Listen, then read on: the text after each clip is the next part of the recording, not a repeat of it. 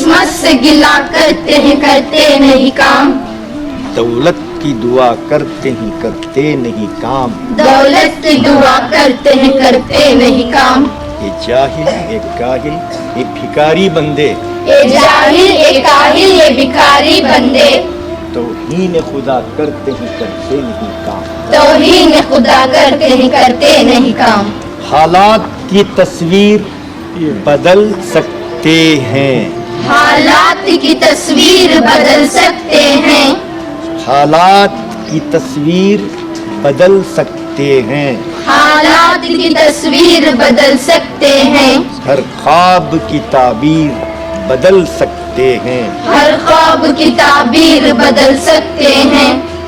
तालीम अगर हो तो हमारे बच्चे, तालीम अगर हो तो हमारे बच्चे इस मुल्क की तकदीर बदल सकते हैं। इस मुल्क की तकदीर बदल सकते हैं। आदाब नाज़रीन, मिली डाइजेस्ट में आप सबका इस्तकबाल है। मैं मुबारक उमरी। आज खुसूसी मुलाकात में हमारे साथ मौजूद हैं डॉक्टर हाफिज़ कर्नाटकी साहब, जिनको माज़ी हाल ही में साहित्य अकेडमी की तरफ से पुरस्कार दिया गया है। और यहाँ पर शिकारीपुर में जहाँ पर हम मौजूद हैं, यहाँ के लोग हैं, उन तमाम लोगों ने भी मौलाना का बहुत ज़्यादा जो है इनके साथ बहुत अच्छे ताल्लुकात की वजह से इनको सभी लोगों की तरफ से काफ़ी मुबारकबादें मिली हैं।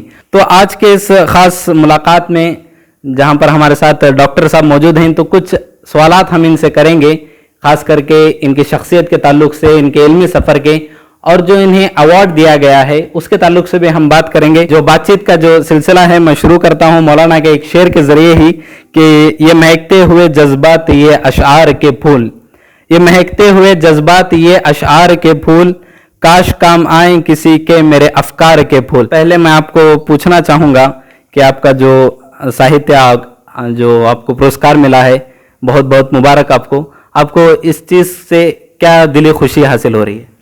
बहुत खुशी की बात है कि आपके दरमियान मुझे बैठने का इत्तेफाक हुआ जी। एक हुस्न इत्तेफाक भी कह सकता हूँ। देखिए कि ये अवार्ड जिसको आप कह रहे थे कि इस साहित्य अकादमी का अवार्ड है, ये अदब अतफाल पे मिला हुआ है।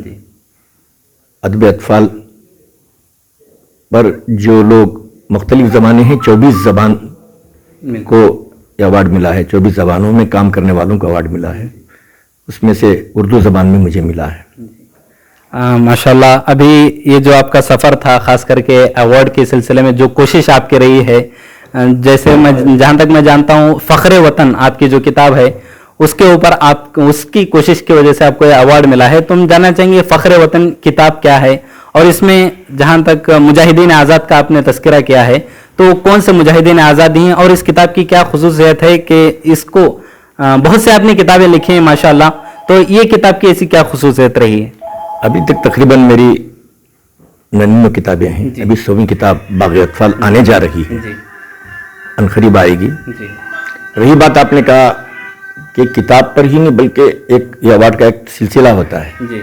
ऐसे नहीं कि हम किताबें लिखते रहते हैं, उन किताबों को लेकर वो मुस्तकिल रिसर्च करते हैं यूनिवर्सिटी में, बाद यूनिवर्सिटी को मुंतखब करते हैं, वहाँ इस पर रिसर्च होता है, वहाँ से तायीद होती है, तायीद होने के बाद साहित्य कमेटी बैठती है, उसको बैठ के डिसाइड करती है।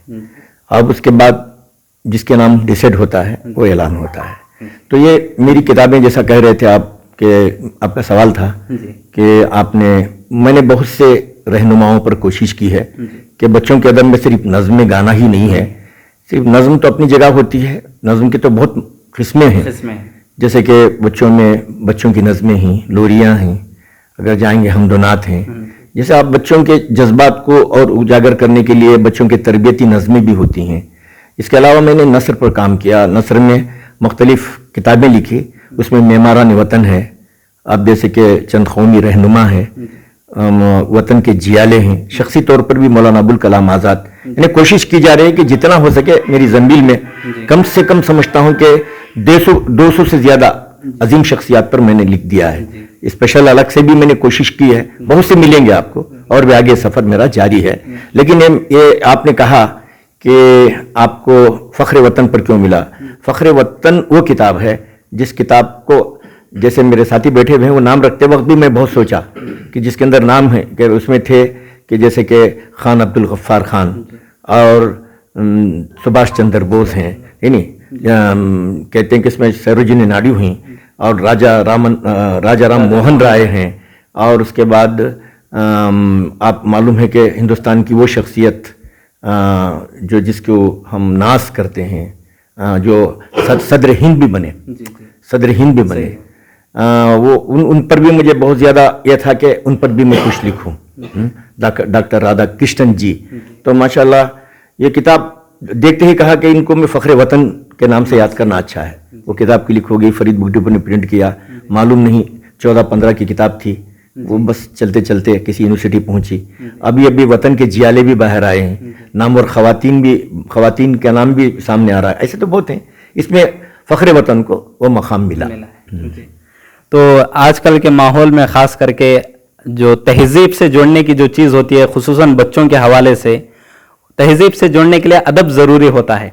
تو آج کل ایسا ماحول بن رہا ہے خاص کر کے اردو زبان سے لے کر کے، تو بچوں میں ادب سے جوڑنے کے لیے، خاص کر کے ان کو تہذیب سے جوڑنے کے لیے آپ کا ان کو کیا پیغام ہے، بچوں کے لیے بھی اور ان کے والدین کے لیے بھی؟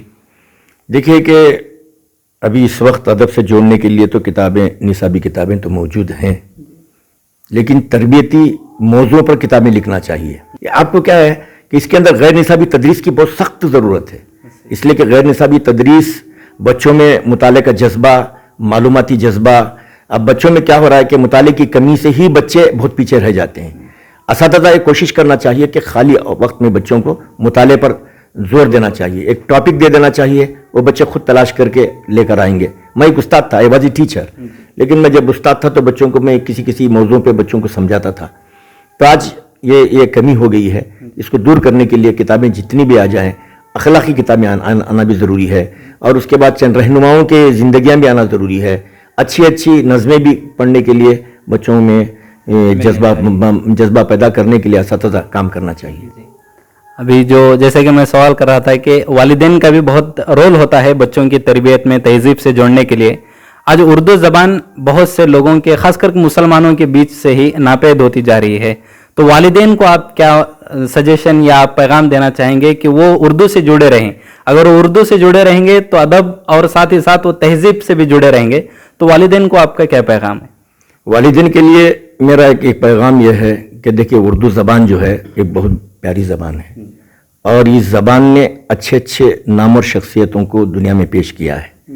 اچھے IAS آفیسر ملیں گے. آج بھی IAS آفیسر کا امتحان لکھتے ہیں نا، IAS کا وہ امتحان جو ہے اردو میں ہی ہوتا ہے، لے سکتے ہیں. ہم سوچتے ہیں کہ اردو پڑھنے سے کیا ملے گا، یہ غلط ہے. اردو کو پیشے سے مت جوڑو، اردو کو مادری زبان بناؤ. اگر اردو کو مادری زبان بنائیں گے، فرسٹ لینگویج کوئی بھی لے سکتے ہیں، یعنی کہ بچہ پورا انگلش میڈیم میں پڑھ رہا ہے، پڑھنے دو. ابتدائی جو مرحلے والی بات ہے، جو بچے کو کم از کم اردو میڈیم سے بچوں کو جوڑنا چاہیے.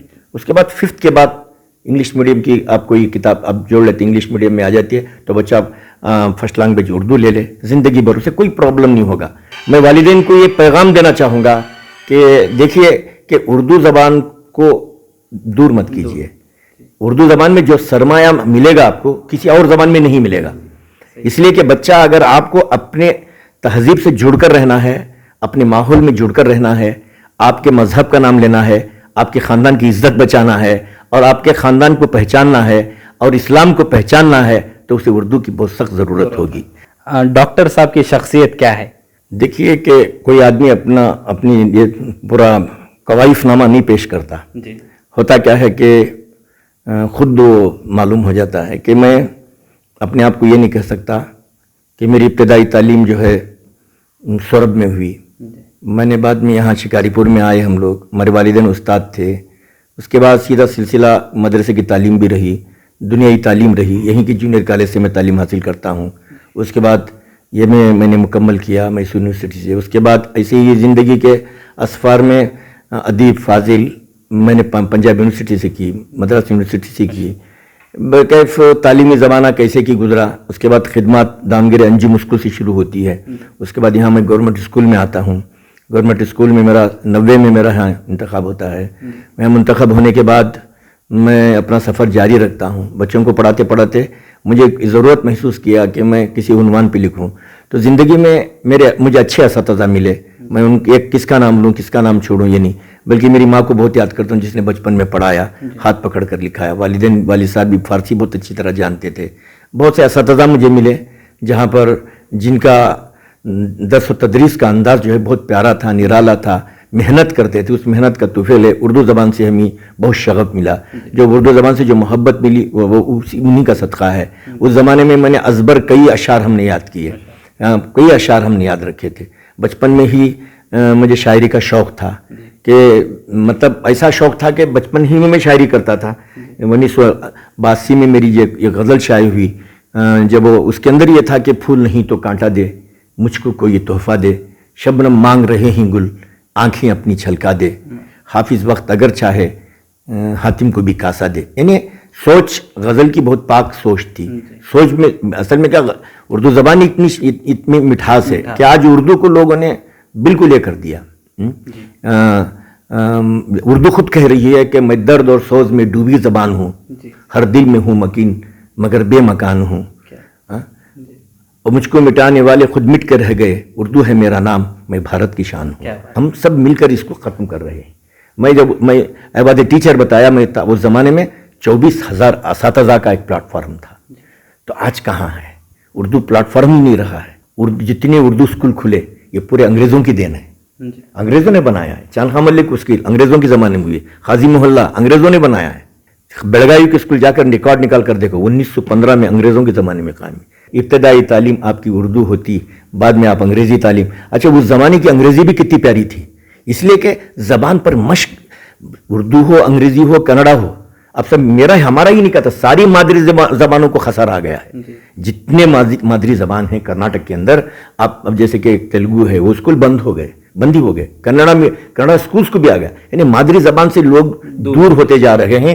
تو جو ہمارا جو پرانا سرمایہ تھا جو اکابرین کا, وہ سرمایہ بھی مٹتا جا رہا ہے, دور ہو جا رہا ہے. اب دیکھیں حضرت ٹیپو سلطان شہید رحمۃ اللہ علیہ محبت کرتی ہیں, پیار کرتی ہیں, ناچتی ہیں. قصہ پوچھے تو معلوم ہی نہیں کہاں پیدا ہوئے, معلوم نہیں. میں جب بھی ایئرپورٹ جاتا ہوں, دیونہلڈی سے گزرتا ہوں, ان کے پرانی جو عمارتیں نظر آتی ہیں, کبھی کبھی دل بے چین ہو جاتا ہے. تو وہ ٹیپو جس نے ایک اپنی زندگی میں آزادی کا ایک پرچم لہرایا اور اپنی جان بھی گنوائی. اپنے آپ کو کہا ہم ہندوستان آزاد کر کے رہیں گے, لیکن کہاں ہوا کہ لیکن آپ شہید ہو گئے دنیا میں.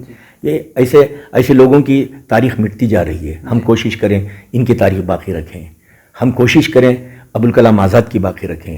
ہم کوشش کریں وہی نہیں, اب خان عبدالغفار خان کی بات آئی, اب ان کو بھول گئے. گاندھی ان سے بہت پیار کرتے تھے.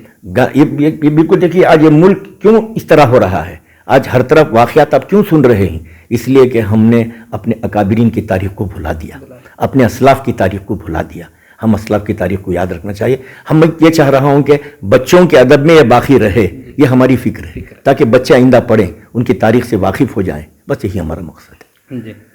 تو یہ تھے ہمارے ساتھ ڈاکٹر حافظ کرناٹکی صاحب, جو ان کا پورے باتوں کا نچوڑ ہے.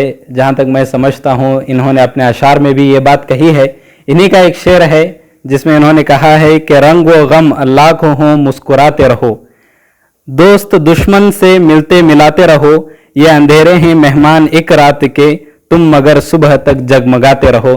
تو یہ تھے ڈاکٹر کرناٹکی صاحب. میں ان کا بہت بہت شکریہ ادا کرتا ہوں کہ انہوں نے ملی ڈائجسٹ کو اپنا وقت دیا, اور اسی کے ساتھ ان کے ساتھ جو خصوصی ملاقات تھی اس کو میں ختم کرتا ہوں. جزاک اللہ خیر.